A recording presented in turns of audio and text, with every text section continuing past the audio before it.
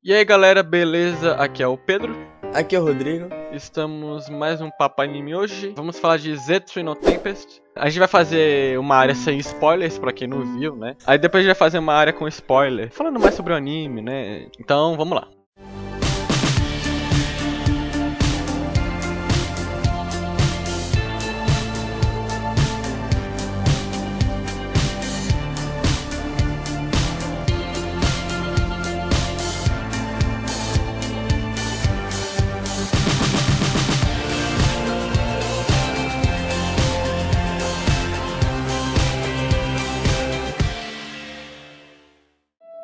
Zetsu no Tempest, ou Blast of Tempest, é um anime de 2012, sendo adaptado de um mangá do mesmo nome. A adaptação veio pelo estúdio Bones, sim, o mesmo de Fullmetal Alchemist e Soul Eater. Mahiro Yoshino se envolve com Hakaze Kurasaibe, uma maga poderosa que foi abandonada em uma ilha. Hakaze Kurasaibe é a única que pode controlar a árvore Gênesis, uma árvore poderosa que controla o equilíbrio do mundo. Mas por forças do destino ela se envolve com Mahiro, que busca a vingança pela morte da sua irmã Aika. Então a história de Zetsu no Tempest é basicamente essa, uma história de drama, novela e muitas citações. Então, vamos começar falando da arte, né? Que é aquela arte que a gente falou no Papo Anime do Butchcron, que é uma arte que vem aparecendo mais nos animes. Bem que no Zetsu no Tempest ela é bastante nublada, né? Por causa do tempo. Eu acho que até, tipo, como ela tem influência de Shakespeare, eles tentam retratar um pouco antigamente, que ficava. Eles tentam deixar um pouco mais escuro e. Eles tentam deixar, digamos assim, o tempo nublado, eu acho que pra dar aquela ambientação de trama, né? De vingança, de história. Tanto que a ilha onde a maga tá, ela é uma ilha que só fica sol raramente, né? Tipo, a maior parte é nublado. Então, e é aquela arte que dá mais destaque ao cabelo, né? Bom, as influências, tem muita influência de duas obras de Shakespeare, né? Que é o Hamlet e A Tempestade. Eu vou deixar o nome certinho aí. É interessante isso, né? Porque eles têm muito debates teóricos sobre Hamlet. Isso, inclusive Hamlet, o anime, ele é bem influenciado pela Tempestade, né? Aquela coisa da menina ficar presa na ilha, né? Isso. Tá. As citações são muito interessantes, que, tipo, faz até você ficar com interesse de ler, no caso, tipo, até eu vou comprar o livro porque eu fiquei com interesse. E é incrível como o que eles citam vai se juntando com a história e você vai desenrolando junto com as citações, isso é muito bom. Geralmente tem o debate que tem das duas obras, a Aika e o Yoshino, né? Então é interessante porque o Yoshino, ele, quando tem alguma coisa na trama, ele lembra disso, de algo parecido que aconteceu com ele com a Aika. Aí tem sempre um debate citando uma das duas obras, que eu acho muito foda esse debate, né? Então a gente vai falar disso mais pra frente. Vamos falar da história, né? Que é uma história, digamos assim, muito reviravolta. Eu posso dizer que esse foi o anime com mais reviravoltas que eu já vi até hoje, cara. De uma hora você tá vendo um anime e na outra você já não sabe mais que anime é esse. Ele muda completamente. Exatamente. Até as duas obras do Shakespeare que eles citam muito, é várias reviravoltas na trama. Isso. Então, no Zetsu no Tempest, você vê assim, como pode dizer, a gente tá falando nisso, né? Os primeiros episódios, até o 7, né, que você falou, é muito chato, mais ou menos, assim. Não tem graça a trama. Eu não sei você, mas você vê o primeiro episódio, cara, pelo menos eu, você não tem vontade de ver o segundo, velho, porque o que você vê no primeiro episódio? Uma história clichê de um moleque querendo vingança da irmã que morreu e ele querendo salvar o mundo. Cara, é muito clichê. Mas como a gente falou no Fate Zero também é uma história clichê. Mas aí você tem que ver como a história é desenrolada. E é aí que você surpreende, porque o anime é muito bom. Inclusive a partir do nível 8 isso aí. Do episódio 8, que tem a reviravolta e você não sabe mais que anime é esse. É muito bom, cara. Sim, né, cara? Falando de reviravolta, o que tem no 8? É aquele debate teórico que tem entre o Yoshino e o Samon, né? Muito foda. Dura muito mais de um episódio e você não vê os episódios passarem, tá entendendo? É uns 4 ou 5 episódios dos caras batendo teoria. Os caras ficam no mesmo lugar durante os 4 episódios, mas você fica focado naquilo. Você acha tão foda que você não vê o episódio passar. Quando acaba aquilo, você fala, que anime é esse, cara? Sim, porque no começo você fala, porra, por que o mundo vai ser salvo por 2 moleques? Quando você vê o Yoshino debatendo com o Samon, você fala, tinha que ser esse moleque pra salvar o mundo. Porque tem muitos elementos clichê no início. Por exemplo, os caras são magos e tem que salvar o mundo. Porra, muito clichê isso. Mas a trama ela desenvolve de uma forma foda, né? E a trama ela te cativa, ela te faz querer. Porque tem um triângulo ali, amoroso. Também tem a questão da Aika, que porque a Aika, ela tá morta no... Isso não é spoiler, porque fala no primeiro episódio, né? Ela já tá morta antes de começar o anime, pra falar a verdade. Ela tá morta, mas ela tem uma puta importância na trama e na história. Nossa, muito. Até porque o anime...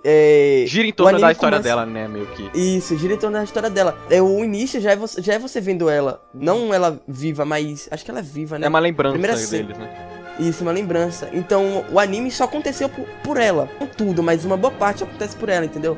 É basicamente por ela, né? Porque o Yoshino e o Mahiro estão ali por causa dela. Então... Isso. Bom, e a Aika, ela tá presente muito no anime, mesmo estando morta, né? Porque tem muita lembrança do Yoshino dela. E aí que entra os debates teóricos, que fazem refletir a trama, tudo mais.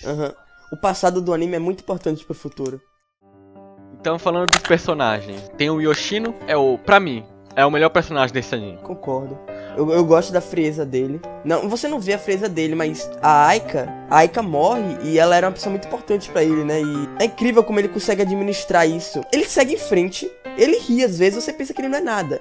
Que não é nada, ele tá só rindo, ele tá seguindo em frente. Mas o peso que esse moleque carrega, cara, o peso que ele carrega pra seguir em frente é incrível. Mostra isso mais adiante, né, nos episódios. Isso, eu admiro isso nele, porque é muito foda uma pessoa morrer e você ainda tem que esconder de uma pessoa, da sua pessoa mais próxima.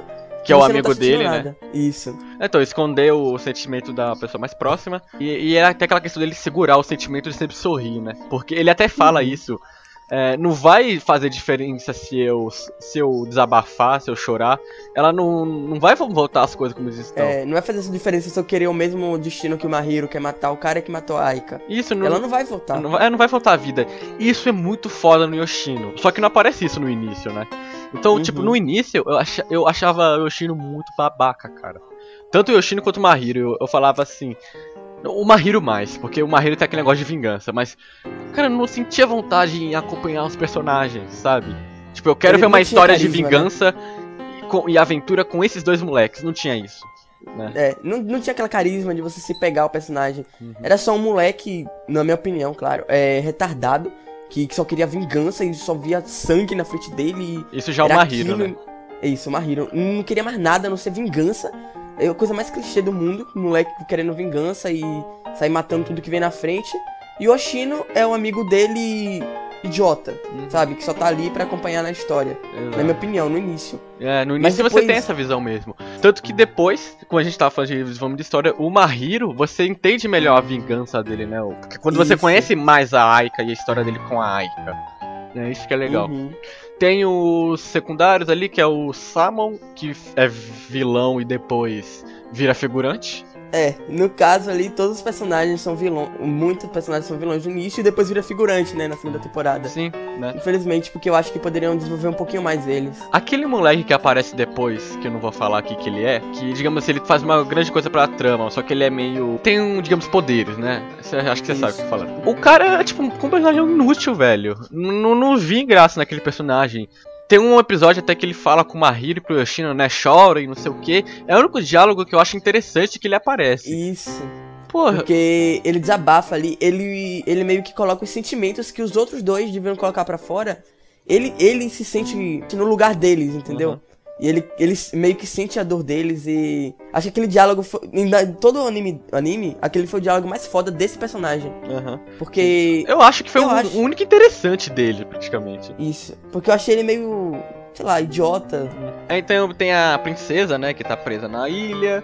que depois ela vê a gente não pode falar muito dela, porque acaba sendo um spoiler. Ela que fica assim como... assistindo aquela trama com o Yoshino e o Mahiro, porque ela tá longe do mesmo modo, né? Continua. Ela fica ali e ela mesma entende ali aquele conceito da árvore Gênesis que a gente vai abordar na área de spoilers, né?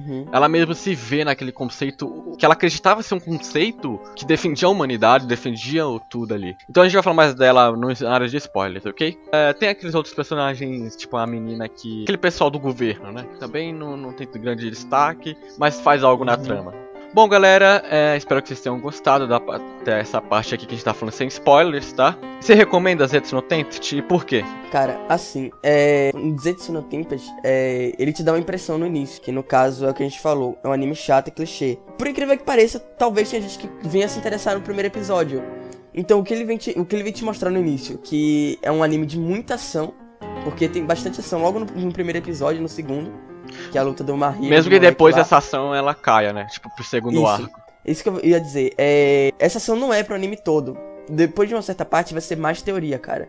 Então se você tá esperando a ação o anime todo, não assista, porque não vai ser. Depois de um tempo vai ter episódio que você vai ter que voltar. É inevitável. Você vai ter que voltar pra entender. Porque é muita teoria. Então se você não curte anime que tem muita fala, passe longe. Agora se você curte, como o Pedro, teorias, reviravoltas, etc., assista, você vai curtir muito. Eu recomendo. Eu recomendo muito, concordo com tudo que o Rodrigo falou. Acho que você tem que gostar muito. Você tem que ser uma pessoa que gosta mais da trama do que da ação, pra gostar de Zetsu no Tempest. Assim, os primeiros episódios são muito chatos, mas continua. Muito foda. Eu recomendo com certeza. Então, aqui, a partir daqui, spoilers, tá? Então, vamos lá. 近いうちに差し向かいでご不審を解いて差し上げよう。そうすればここでの出来事は全てなるほどと納得なさるはずだ。それまでは心楽しく何事も良い方に解釈なさい。納得してくださいよ、吉野さん、真宙。